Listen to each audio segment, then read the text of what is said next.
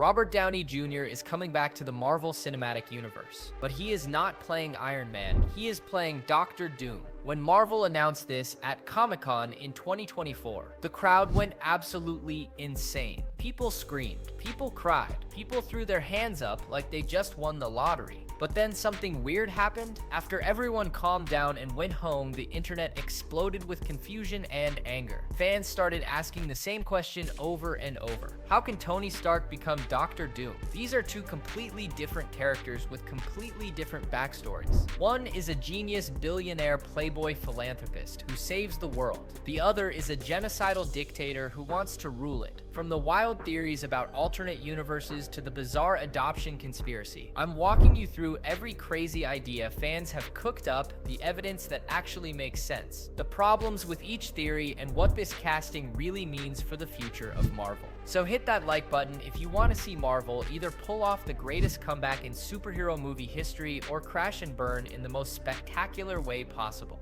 Is this the most genius or most desperate move Marvel has ever made? The Merchant of Death. Let's go back to 2008, the first Iron Man movie. Tony Stark is at a press conference and a reporter asks him a question that makes everyone in the room uncomfortable. She calls him by his nickname, the Merchant of Death. Tony does not like this. He stammers a bit, he tries to deflect, but the name sticks because it is true. Before Tony became a superhero, he made weapons, he sold them to the highest bidder. He got rich off of war. The nickname was brutal but accurate.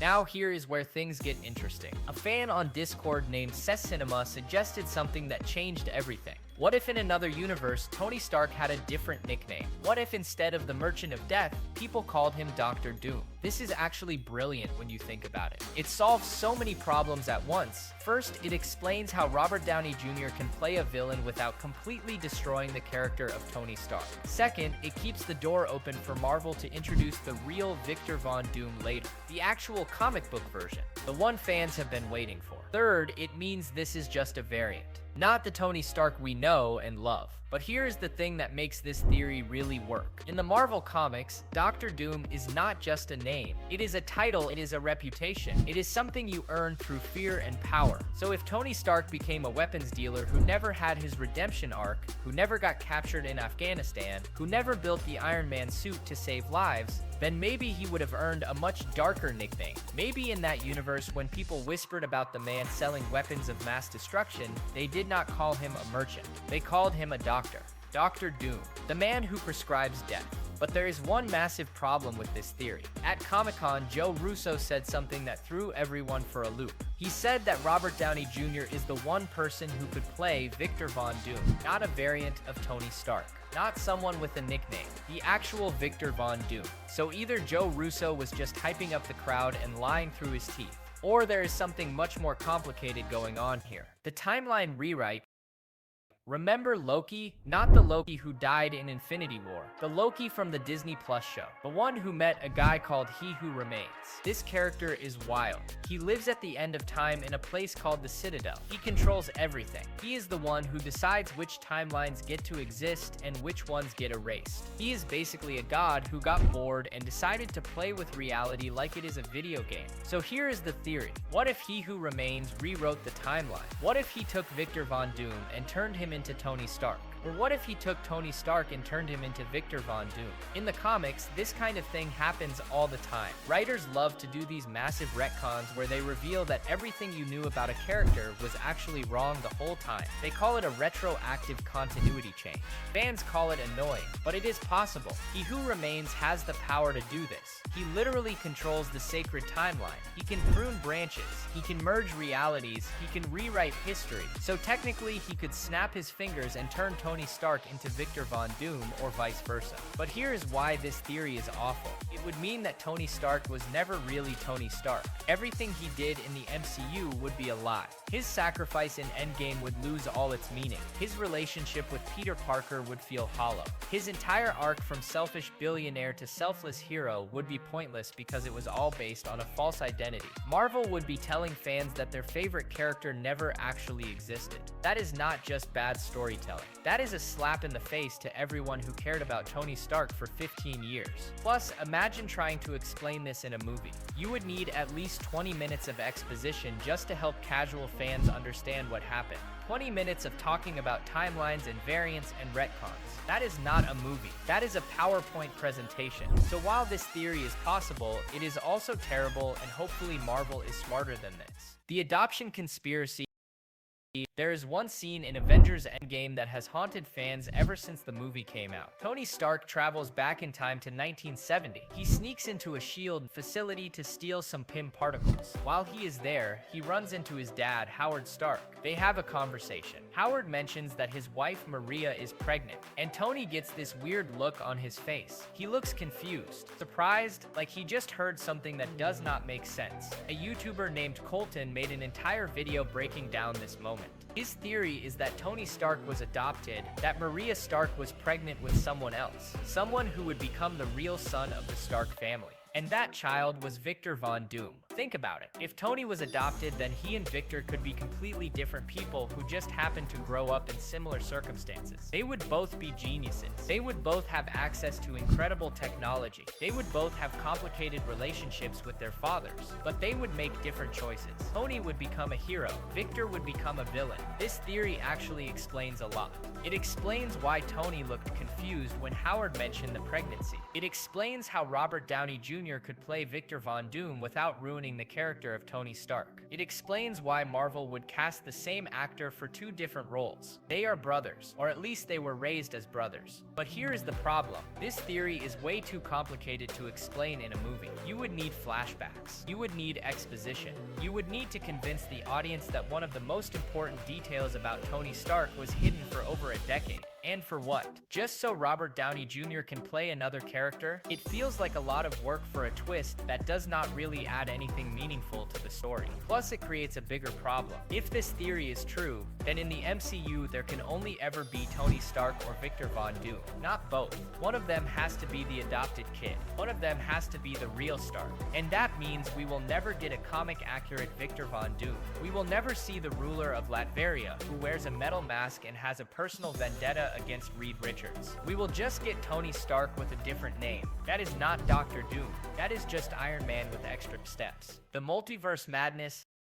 Marvel has spent the last few years beating us over the head with one concept, the multiverse. Every movie, every show, every post-credit scene. It is all about variants and alternate timelines, and different versions of the same character. So the easiest explanation for Robert Downey Jr. playing Doctor Doom is that he is just a variant of Tony Stark. In one universe, Tony Stark got captured in Afghanistan and became Iron Man. In another universe, maybe he did not. Maybe he stayed a weapons dealer. Maybe he got even more ruthless. Maybe he decided that the only way to save the world was to conquer it. Maybe he became Doctor Doom. This is the safest theory. It does not require any complicated retcons. It does not require any adoption conspiracies. It just requires fans to accept that Robert Downey Jr. is playing a different version of Tony Stark, a darker version, a version who never learned to be a hero. And honestly, this could be really cool. Imagine seeing Robert Downey Jr. play a villain. Imagine seeing him use all of his charm and charisma and intelligence for evil instead of good.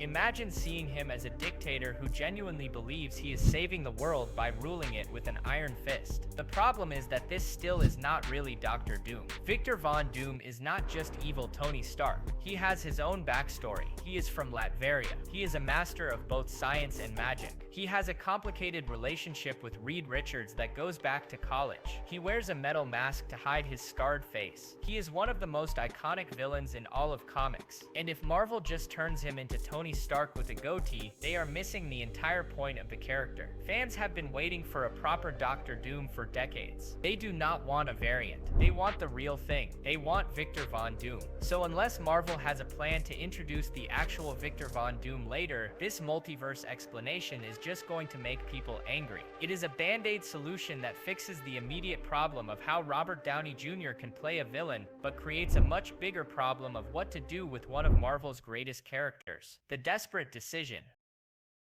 Let's be honest about something. Marvel is not in a great place right now. After Endgame, they were on top of the world. They had just made the highest grossing movie of all time. They had completed a story that took over a decade to tell. Everyone was happy. Everyone was satisfied. And then everything started to fall apart. The shows on Disney Plus were hit or miss. Some were great, some were terrible. The movies started to lose steam. Black Widow was fine but forgettable. Eternals was a mess. Thor: Love and Thunder was a joke. Ant-Man and the Wasp: Quantumania was supposed to kick off the next big saga, but it flopped.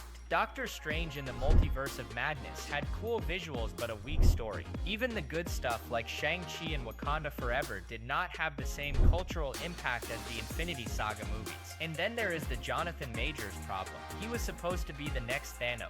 He was playing Kang the Conqueror. He was going to be the big bad for the entire Multiverse saga. But then he got into legal trouble. Marvel fired him, and suddenly, they had no villain, no plan, no direction. So what do you do when your back is against the wall and you need a win? You bring back Robert Downey Jr. It is the safest move Marvel could possibly make. Everyone loves Robert Downey Jr. He is Iron Man. He is the face of the MCU. Bringing him back guarantees attention. It guarantees ticket sales. It guarantees that people will at least show up to see what happens. But it is also a desperate move. It shows that Marvel does not have confidence in their new characters. It shows that they are willing to sacrifice story for spectacle. It shows that they are more interested in nostalgia than in moving forward. And that is scary, because if this does not work, if fans reject this idea, if the movie is bad, then Marvel is in serious trouble. They will have wasted their trump card. They will have brought back their biggest star and failed, and there is no coming back from that. The verdict. So where does that leave us? We have theories about nicknames and timelines and adoption and multiverses. We have a casting choice that is either genius or disastrous. We have a company that is either taking a bold creative risk or desperately clinging to the past. The truth is, we do not know yet. We will not know until the movie comes out. But here is what we do know. Robert Downey Jr. is an incredible actor. He can play a villain. He proved that in movies like Zodiac and Less Than Zero. He has range. He has intensity. He has the ability to make you love him and hate him at the same time. So if Marvel gives him a good script and a good director and a good story, this could actually work. But if they phone it in, if they just rely on nostalgia and fan service, if they do not give him a real character to play, then this will be remembered as the moment Marvel officially ran out of ideas. And that is the real question here. Is this a creative choice or a business decision?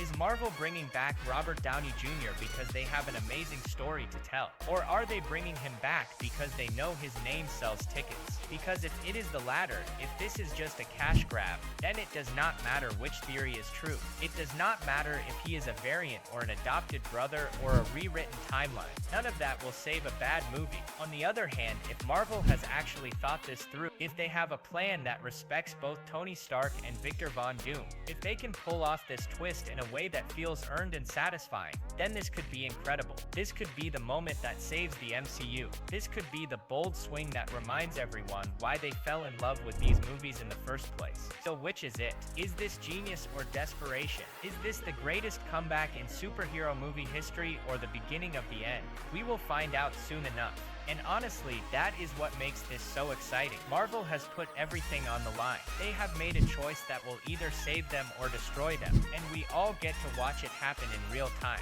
So buckle up, because whether this works or fails, it is going to be one hell of a ride.